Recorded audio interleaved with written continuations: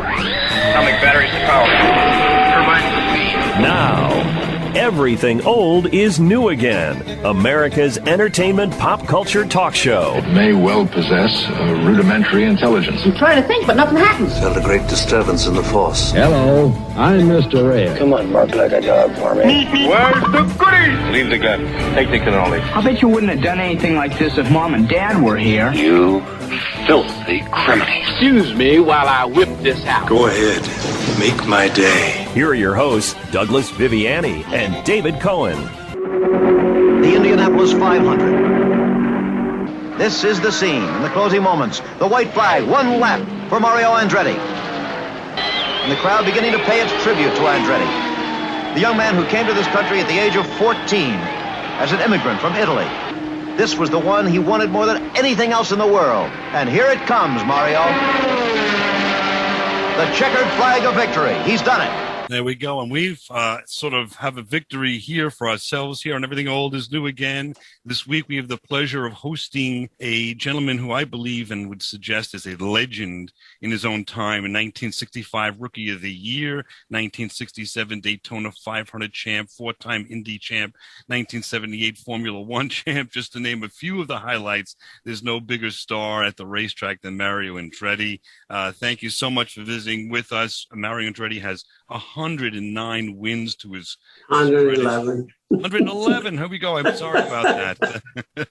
He was the only person to be named the U.S. Driver of the Year in 3 decades, 67, 78, 84. And we could go on and on, but we would have no time to spend with Mario if we continued to go on with all the accolades. You know him for sure. You know the gentleman's name. You know what he's done. This is a pleasure. Everything Old is New Again welcomes Mario Andretti. How are you today? I'm wonderful, Douglas. Thanks for having me. It's an absolute pleasure. Can you now? Our show does, of course, across the nation, and there are, of course, motor racing fans involved in listening to Everything Old is New Again. But also, there might be some that are not so initiated. So, just to start, would you mind telling us a little bit about the sport that you love and why, let's say, a spectator or a listener right now that hasn't really gotten involved to date, you think should get involved or at least consider watching and enjoying what you've done for a living? Well, if you're looking for excitement, I think motor racing can provide that in spades, no question about it. And there are many choices because of the different disciplines at the highest level that are active today around the globe. And America is probably, it's the one country in the world that is providing, I think, the variety of motorsports that is not existent anywhere else to that level. And again, many sports, all sports provide excitement in different ways, but the motor racing's got all of the speed factor and all the things that everyone can probably relate to some degree as they're going to work on super highway. Well, we live on Long Island, so we're talking about the Long Island. Long Island, yeah, on the Long Island Expressway, where you're doing 170 miles an hour on the way to work, the morning that you're late and all that. It's a sport that again has so much to offer in so many ways. That's all I can say. And it's a sport that's been here since the beginning of the 20th century. And there's a lot of history, a lot of tradition, and to events like you just mentioned, the Indianapolis 500. Who has been already.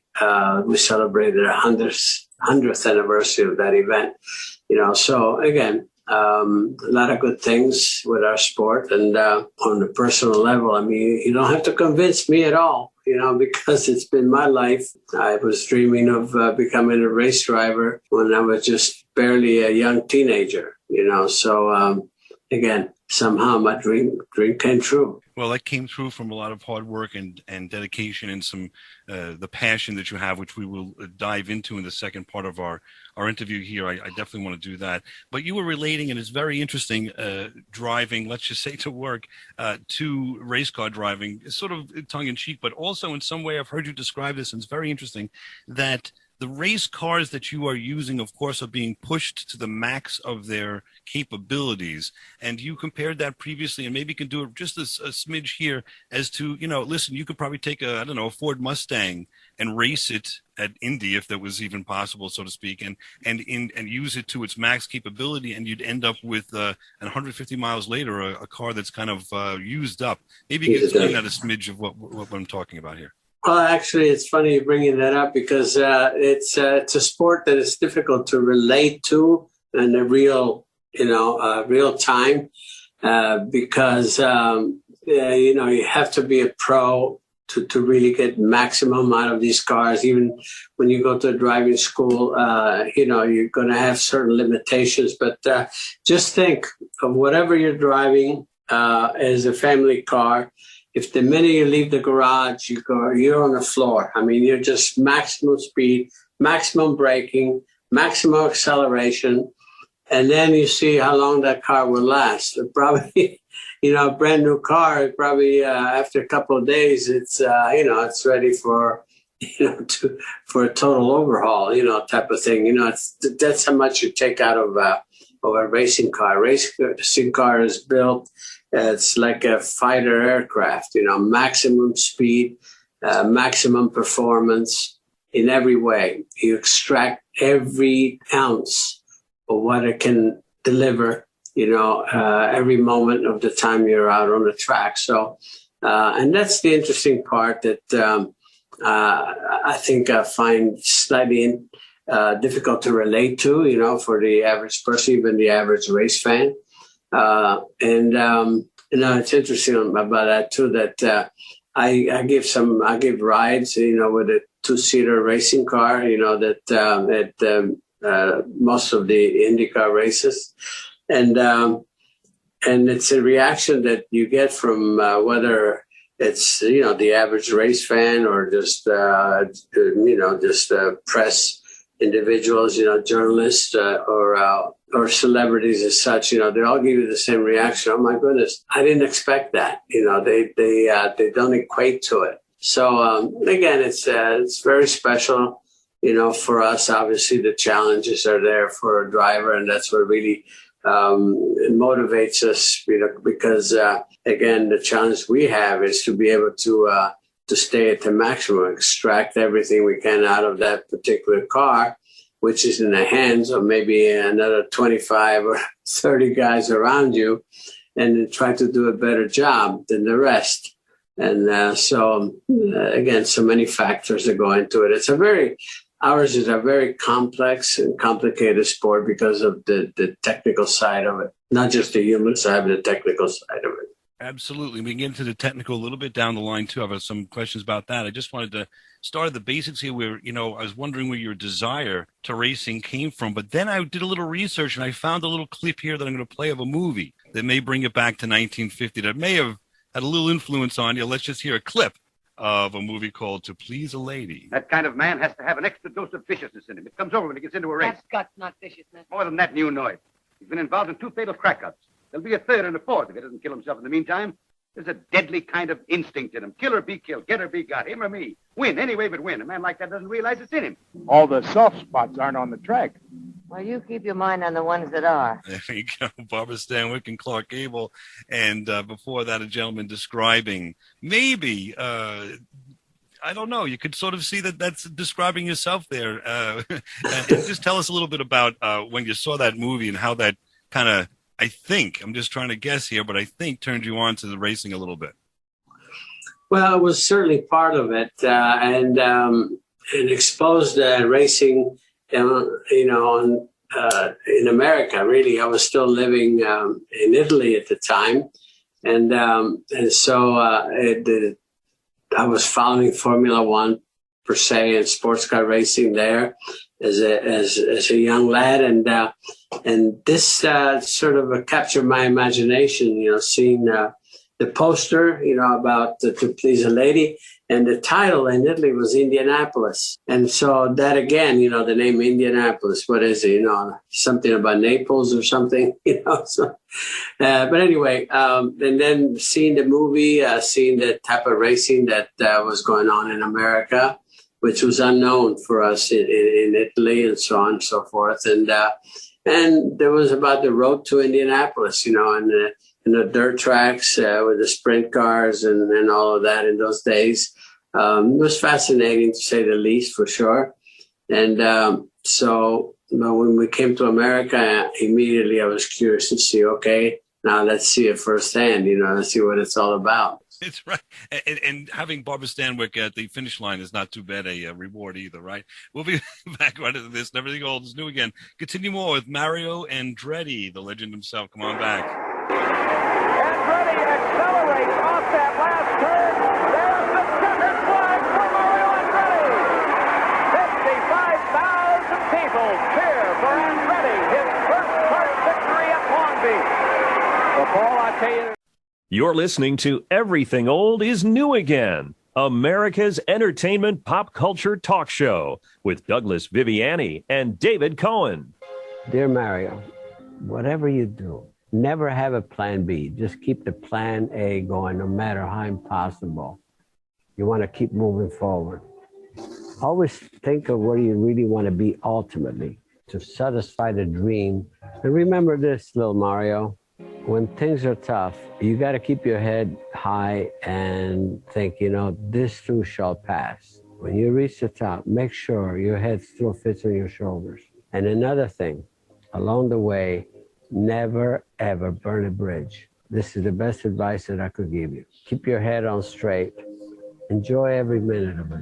And we're enjoying our time here with Mario Andretti here on Everything Old is New Again. That's sort of a letter or an acknowledgement of a more experienced Mario Andretti speaking to, if he had the opportunity, to his younger self. But it's advice that I think that all of us can turn into, a successful, or a lesson how to be successful, words of wisdom, if you will. And we're spending some time here with Mario Andretti. I just wanted to get into that a little bit. With such a successful person as yourself in such a competitive business, you have said in the past that you have to start with desire to be, let's say, successful, let's say, and then that turns into passion, which then you say leads into your motivation, of course, and then the mindset comes in where you need to set high goals and not settle.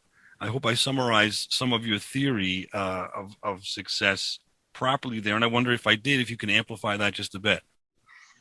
Well, again, you definitely said what I think, as far as what's important. Obviously, when you're at the point of planning for your life, or when you're starting to, realize that there has to be some sort of a path. For me, it became a natural thing in the sense that I was young enough that actually I was contemplating on the impossible dream at the time. There was something about motor racing that really captured my imagination in a way that I don't even know how to explain it. It seemed like, as I said, I never had a plan B, because there was nothing else that would compare with the desire that I had, even at a very young age, to have a pursuit of this. I wanted to emulate my idols. One of my idols was current world champion in Italy, Alberto Ascari, driving for none other than Ferrari. So again, I had all of that as a motivation, to be able to go on and pursue it. And because of, the environment in which I was in, after the war, one thing that's very complicated, everything seemed like an impossible dream. But after coming to America, a lot of things just started coming together, started to become a possibility.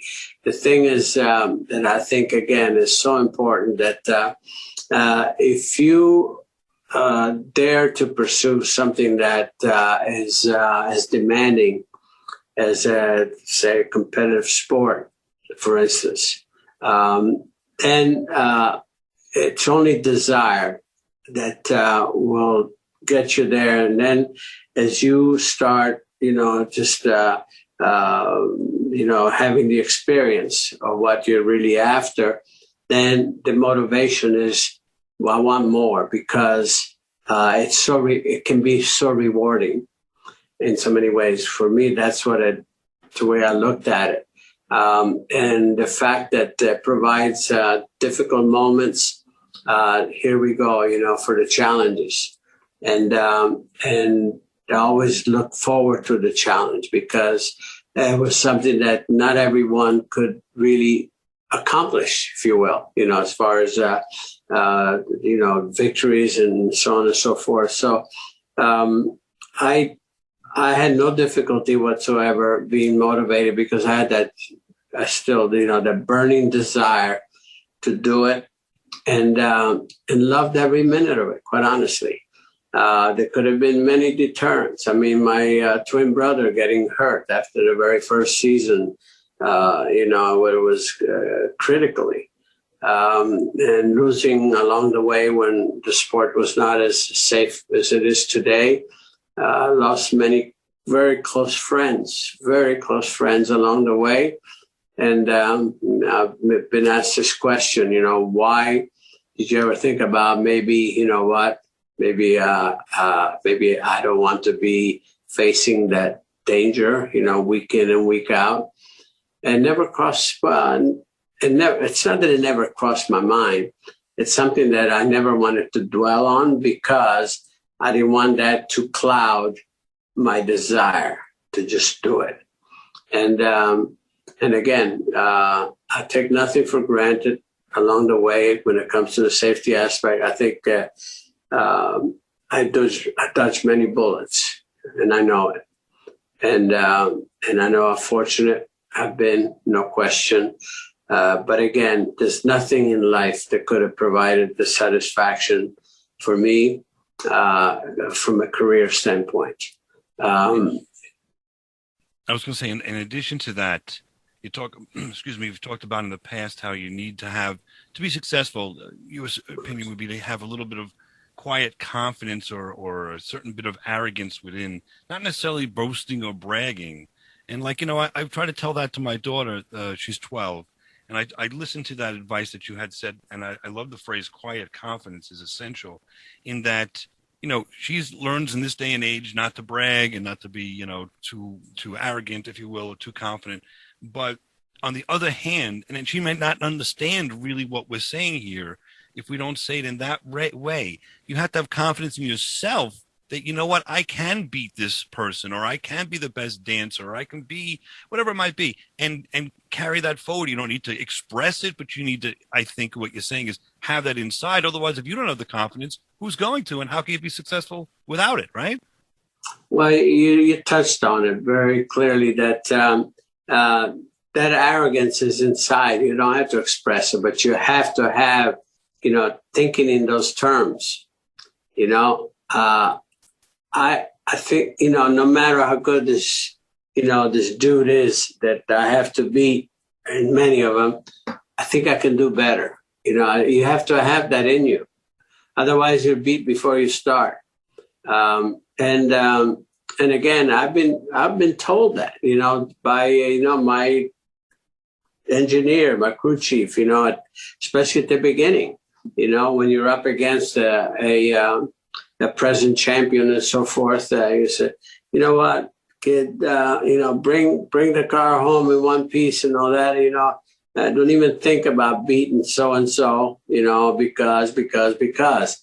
And that actually lit up more fire under me, quite honestly. Not even saying, not that I say, I'm going to go out there, just blow his doors off. No. But inside, I'm saying, you know what, somehow, if I'm going to get anything done, if I'm going to bring home any results, that's who I have to be. And you have to have that inside of you, otherwise, you have to have that strong competitive spirit. And then and you work. Individuals like that, someone that's better than you in whatever you're pursuing, is what you need to make you work harder. Not to lay back, oh yeah, I got it made, I'm okay. No, you're never okay. I feel that I've learned something new, at the end of my 36, 40 years in the business as a driver. I never felt that, oh yeah, now I know everything. Now I really got it. I'm okay. No.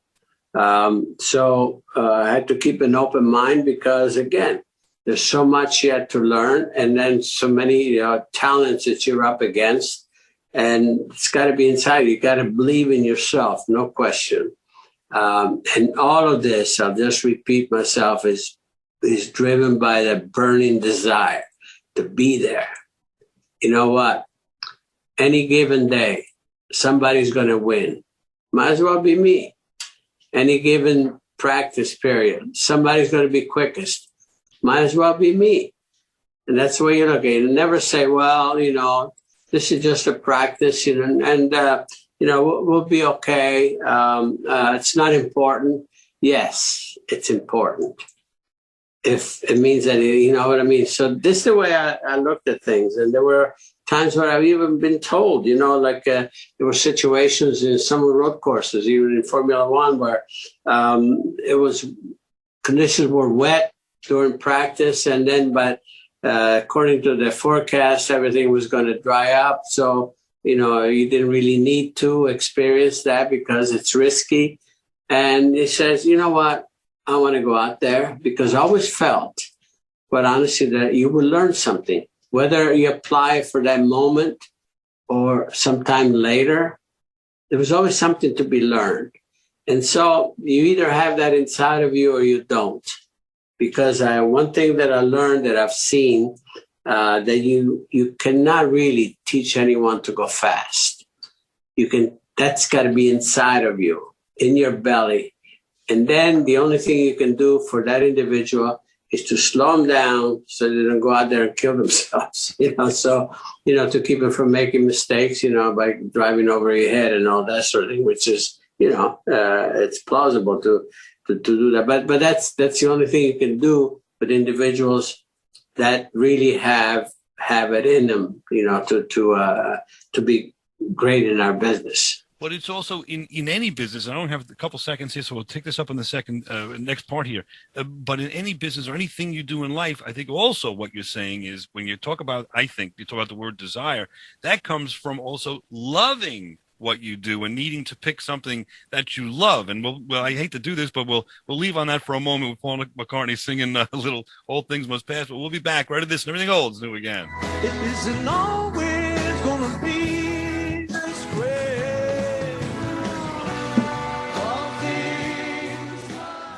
Now, back to America's entertainment pop culture talk show. Everything old is new again with Douglas Viviani and David Cohen. Mario Andretti loses it coming off the first turn and slams the wall. The yellow light flashes on as Mario Andretti really smacks it hard. Tom Stevens, he'd been running low and it just got away from him. Again, Mario having trouble getting into the corner. As the cars get low on fuel, they start to become a little bit looser, and so that might have snuck up on him along with the track conditions. Combination of low fuel, getting down low on the racetrack, and it surprised him. We'll be back here on Everything Old is New again here to talk with Mario Andretti, and I hesitate to play that. Of all the 111 victories, I play something that wasn't so wonderful, but that was from 1986 in the Pocono Raceway. I'm sorry, that was 1987. 86, Mario won the Domino Pizza 500 at the Pocono Raceway, so let's be clear about that. Listen, the idea is it's the 50th anniversary of what they call the Tricky Triangle this weekend, June 25th and 26th, and they have a whole extravaganza that I believe is sold out at present. And I just wanted to talk a little bit about the Pocono Raceway and talk about it. It seems, in my understanding, that it has somewhat of a special place in your heart. Certainly it's close to home, maybe more ways than one. So maybe if you don't mind, you could tell us a little bit about the Pocono Raceway, how it's different from other racetracks, and why, if I'm right about this, it has a place in your heart, at least why you have an attraction to it? Well, I'll start with a place in my heart. It's I remember exactly when just looking at the plans, before they even started digging the ground, so while it was under construction, even before they laid out the last layer, payment, I was asked to go up there and just give it the thumbs of approval and all of that. And I was part of the very first race that happened there, and quite honestly, I always said it. I said it many times. It's one of my very favorite oval tracks, no question. It's always been. The challenges are there. They don't call it a tricky triangle for, just to call it something. There's a reason for it. The challenges are because the so-called three corners are also very different in radius and banking and so on and so forth. And so the challenge is to get the compromise in the chassis, to be able to execute, and get the maximum out of each corner and all that. I always loved that. When you mentioned 1986, I got to say it because I'm very proud of that weekend. It was so special. Why? Because there was a supporting event on Saturday before the 500, and my younger son, Jeff, was in that race, and he was on pole and won that race. And my son, Michael, was on pole for the 500. And I won the 500. So between the three of us, we cleaned house that weekend. So you can't do any better than that, and as far as, the great memories, it's right up at the top, obviously. So, yeah, I love that place. They know that. And hopefully maybe IndyCar will come back there someday, hopefully soon. Right, because we're talking about a place that used to have, and for those that are not totally familiar, the Indy 500, let's say, those cars with it's an open cockpit, I guess we could say in some way. It looks like an H, if you want to say that, or a capital I in some ways, just to give people an idea of what car we're talking about. Now they're racing the NASCAR stock cars there, which are more like enclosed vehicles. My point would then be to point to you and ask, generally speaking, what's the difference between the two from a driver's perspective and also maybe from a spectator's perspective in terms of the different kind of races that those two vehicles excel in? Well, here again, going back to, the disciplines, as I called it, of our sport. You have different categories, and the IndyCar or Formula One car basically are a single-seater open wheel cars, which is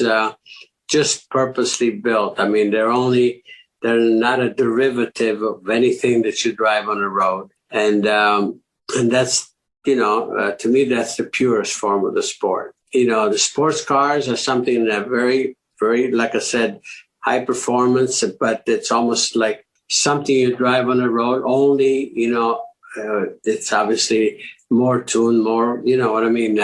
It's got better performance. And the stock car, again, is basically a stock car, like they say. The word itself, it emulates something that you drive on the road, like a sedan, but it's, it's built as a competitive sedan, but with those styles. I mean, it's enclosed. It's much heavier. Obviously, because of that, it's much slower than an IndyCar. The single-seater open wheel cars are the fastest race cars on any closed circuit. And that's the difference. Now, as far as driving and capturing and getting the max out of both, it takes pretty much a lot of the same skills, to do that, to be able to specialize and just really maximize the performance that cars can give you, but in different ways. And like I said, it's what I specialized in, even though I drove stock cars, but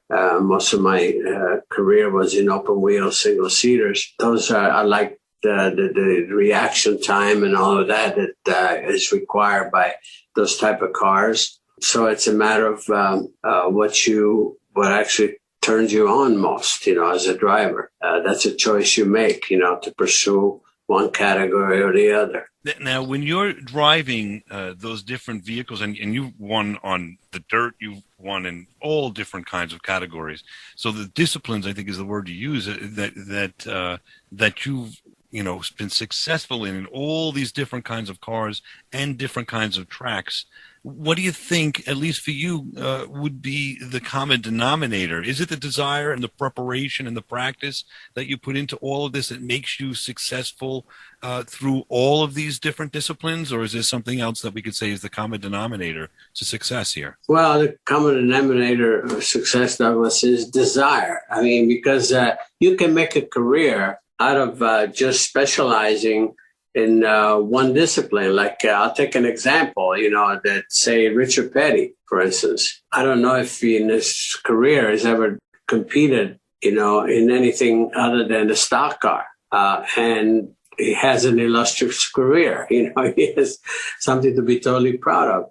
I could have stayed in just open wheel cars and I would have been proud of my career there. But I was more curious, I should say. And I looked at the challenges, okay, I want to see what it takes to be able to not just drive, but perform to the level that you need to be able to bring on results in another category. And that's why I expanded my activity. And it meant doing a lot more racing too, because, sometimes when you're driving one specific discipline, you have some weekends off. You're not driving every weekend except, today in NASCAR.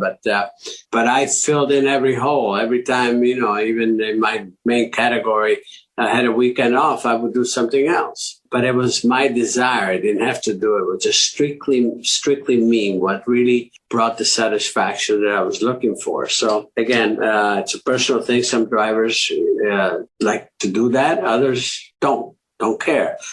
And that's okay. Right. And I'll be facetious when I say this, but you did say this, and I think it's interesting and you were saying that you race so often that you don't necessarily need to work out.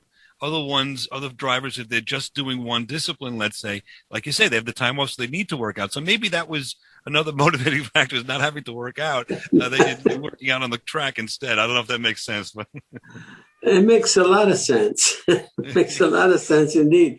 I needed to rest. Whatever time I had in between the races, I needed to rest and recapture, on my dehydration and all of that sort of thing. That's so interesting, and it's been great spending some time with Mario Andretti. We have one more precious section after this with Mario Andretti, so please come on back after this. And if you have an opportunity, you want to go to the Pocono Raceway this weekend, there might be a ticket or two.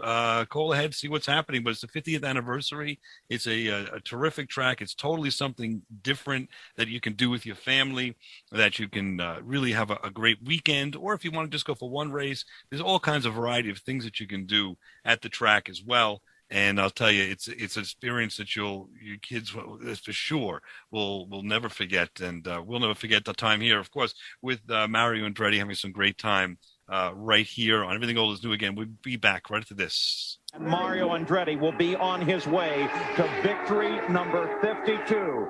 31 of his wins. David Cohen, have you heard of such a thing as called alcohol-infused spiked cherries? Not only have I heard of them, Doug, I have them, and I've enjoyed them. What do you mean? How could you possibly have them? You went to howie'sspiked.com in advance of this commercial? Yes, I did, and they are delicious. How do you eat them? I'll tell you, we take them, my wife and I, after a long, hard day. We take the original spiked cherries, put them into a nice vodka gimlet, and they don't just sit there. They add an ambiance and a flavor to that drink that's beyond. And, the 10% alcohol doesn't hurt. Well, I was going to say, I cut right to the chase. I eat them right out of the jar. And I prefer, actually, the Balls of Fire flavor versus the original, but both excellent. How about that? Listen, spiked cherries, something different, something tremendous, something really great for a drink, for Jell-O shots. You can just eat them out of the jar, whatever you want to do. Howie'sspiked.com, howie'sspiked.com. This is Everything Old is New Again, America's entertainment pop culture talk show with Douglas Viviani and David Cohen. Final burst of acceleration, and Mario Andretti has won the Toyota Grand Prix of Long Beach. Paul Newman really is standing by this. He so much loves these motor racing. Well, it's an Oscar and an IndyCar win for Paul Newman. Here we go. This is Everything Old is New Again. Douglas Viviani back here with Mario Andretti for one more section on the Pocono weekend 50th anniversary, having a great time talking about all things racing and success and life. And boy, through your career, you've met, I'm sure, so many people, so many interesting people. But one that stands out that comes up and seems to, you know, if you do a little research here and there on your career, all of a sudden you see Paul Newman's name pop up every so often. And maybe for us that don't remember or were too young, and I just think it's terrific to see that someone like Paul Newman was such a supporter of yours, and I think financially as well as, would you say, emotionally supporting some of the races and some of the teams that you put together. Is there something you could tell us about how that developed, and or what was it that about racing that really was so exciting to him? Well, it's interesting you're mentioning Paul Newman because, I go way back in 1967 when I first met Paul. I was driving a sports car, a Can-Am car in Bridgehampton, Long Island, and Ford Motor Company was a factory car that I was driving for. And all of a sudden, on race day, there's a big Paul Newman name on the front of the car. And that's who they featured as so-called sponsor. and of course, he was there and got to meet him. I was shaking in my boots, and I got to take him for a ride in a high-performance pace car, a Mustang, Shelby Mustang, before the race, around the track, which is a very interesting course, a lot of elevation changes and blind corners. And I could see that he was fascinated by the experience. He was really hanging on, white-knuckling somewhat, on the passenger seat. But and a year later, here he's in a movie called Winning. It's about an Indianapolis driver coming through the ranks and so on and so forth. And then he, all of a sudden, I noticed that he got a national license in amateur SCCA area, that series. And he started driving race cars. And so, and again, then we crossed paths and then nice things and so on and so forth. And in 1983, when I came out of Formula One, I just wanted, to be able to go with a team that I felt that I would have some say about the technical side of it and the personnel. And so we got together with, a gentleman named Carl Haas, who was very much, involved in the sport. But then Paul Newman also came in the picture because he had offered me some rides in the team that he was owning in Can-Am. And so anyway, I asked, if these two gentlemen would come together in a partnership. And the partnership was born then in 83 and turned out to be a partnership made in heaven to some degree. I drove for them for 12 seasons, which is the longest period that I had with a single team. And we won championship, national championship. We won 18 IndyCar races together and developed a very close personal friendship as well. A lot of those stories here and there. It was quite the guy, quite the man in every way. He was one of the most interesting individuals I've ever met in my life. Again, precious times, no question about it. Yeah, certainly the best of times, right? We've had James Norton, a friend of his as well from Connecticut, on, and also talked a little bit about Paul Newman and just how like we just hear special things about him. We also hear special things about you around the track. And listen, to me, you're the Babe Ruth of, just to put it in a different context here, the Babe Ruth of car and motor racing. And yet, from what I hear all throughout, and what do I know? I'm just some guy in a studio here, but I hear good things all throughout, all the time about Mario Andretti. Does not have that ego, has a smile, has something nice to say to people, and treats people well. And I think you said that and proven that in this interview, but also said that in your letter to yourself, is how to, keep grounded and so forth. I think it's a terrific lesson and something that's really important. Is it something that comes natural to you? Is it something that you intentionally, in the beginning of your career, said, I'm going to be like this? Or, if I'm right about that, how do you feel about being categorized that way?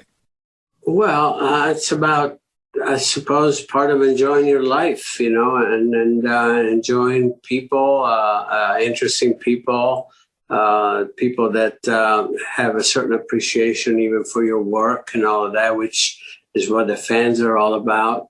And, when you smile, you get a smile back. That's happy times. That's a plus. That's and that's what you're looking for, positives.